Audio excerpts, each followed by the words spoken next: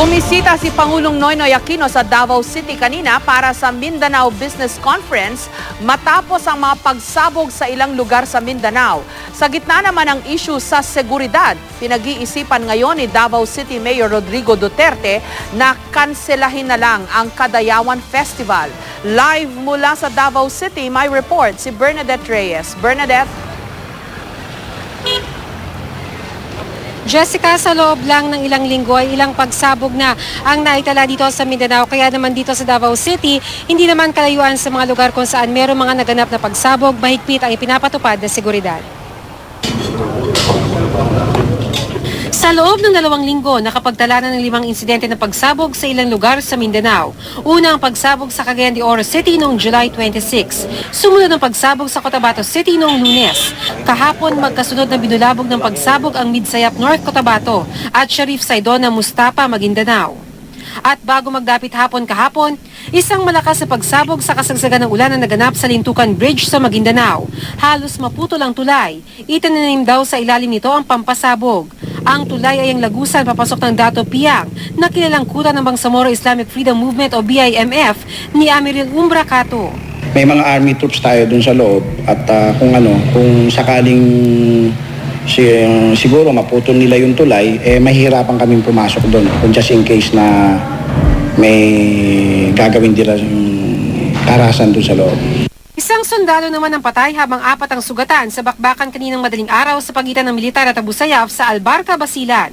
Tumambad sa mga otoridad ng malaking bulto ng mga improvised explosive device o IED na pinaniniwala ang gagamitin sana ng bandidong grupo sa iba pang nakaplanong pag-atake. Ang mga insidenteng ito tila nag-aasik ng takot sa ilang pang bahagi ng Mindanao. Sa Zamboanga City, kumalat ang mga text message na magkakaroon din daw ng pambobomba sa lungsod. Sa Pagadian City naman, nakatanggap ang mga pulis ng ulat na mayroong hinihinalang bomba sa loob ng sasakyan sa isang parking lot sa mall. Mabilis na umaksyon ng Explosive Ordnance Division at napag-alamang false alarm lang ito. Sa Davao City, mahigpit ang seguridad. Lalo pat bumisita roon kanina si Pangulong Noynoy Aquino kasama ng 10 sa kanyang gabinete para sa Mindanao Business Conference. Sa Sabado, magtatapos ang business conference dito sa Davao City pero mananatiling matao sa lungsod dahil bukas naman simula ng pagdiriwang para sa Kadayawan Festival. Dahil sinasabing maaaring susunod na target ang Davao ng mga terorista, pinag-iisipan ni Davao Mayor Rodrigo Duterte kung itutuloy pa ang mga pagdiriwang.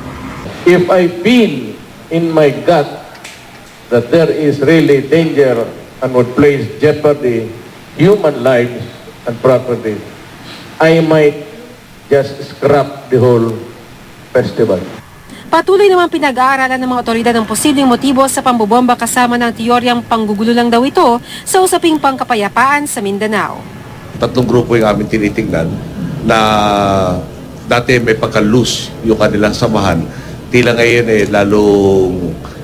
parang lalong nagsama-sama o nag-join na talaga ng serious effort dahil may pagka-desperado na nga para mahadlang yung ating proseso ng pagkakaroon ng kapayapaan dito sa Mindanao.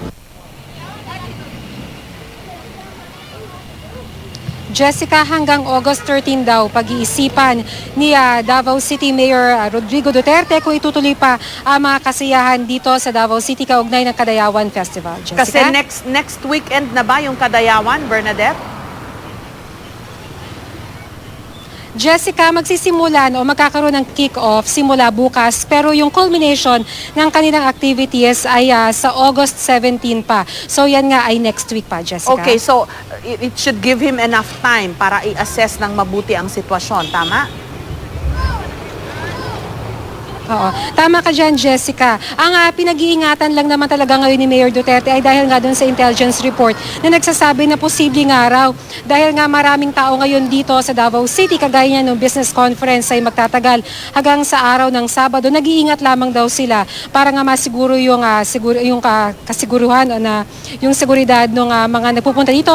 Kabila na dyan yung mga turista, yung mga dumayo rin ng mga foreign media at syempre yung rin mga mismong constituents ni Davao City Mayor Duterte. Jessica? Okay, pero dyan sa kalsada, no, yung nightlife, yung pulso ng ating mga kababayan dyan sa Davao mismo, kumusta in the light of all these things that are happening? Although, maybe we should clarify, no, na wala sa Davao, kundi doon sa Cagayan de Oro, nangyari sa Cotabato, sa North Cotabato at sa Maguindanao. Malayo dyan. Jessica, sabi naman ng mga residente dito, mga 4 to 5 hours away, yung mga lugar kung saan meron naganap na pagsabog. Kaya tuloy rin naman yung normal na pamumuhay ng mga tao dito. Yung mga nightlife nga dito ay buhay na buhay pa rin dahil marami pa rin na nagpupunta sa mga restaurant dito, sa mga comedy bars. Kaya tuloy naman yung kanilang pamumuhay dito. Yun nga lang, kailangan nga raw nilang mag-ingat. Ang ginagawa naman ng pulisya dito para masiguro na safe yung mga tao dito ay meron silang increase na police visibility doon sa mga lugar na matatao. Kabilang na daw dyan yung palengke at yung terminal ng mga bus. Jessica? Okay. So, Bernadette, kanina, basically dun sa speech ni Pangulong Aquino, ni-rule out niya na yung ibang theory. Ang sinasabi niya, political talaga ang nasa likod nitong mga nangyaring pagbobomba at pagsabog sa iba't ibang parte ng Mindanao. Kasi nung unang araw sa Cotabato, may possibility pa na kasi daw may alitan yung mga local government officials. Pero sa speech kanina ni Pangulong Aquino, wala na lahat yan. Lumalabas na it has something to do with the peace process at political nga itong nangyaring o ang sanhi nitong mga pagsabog na ito.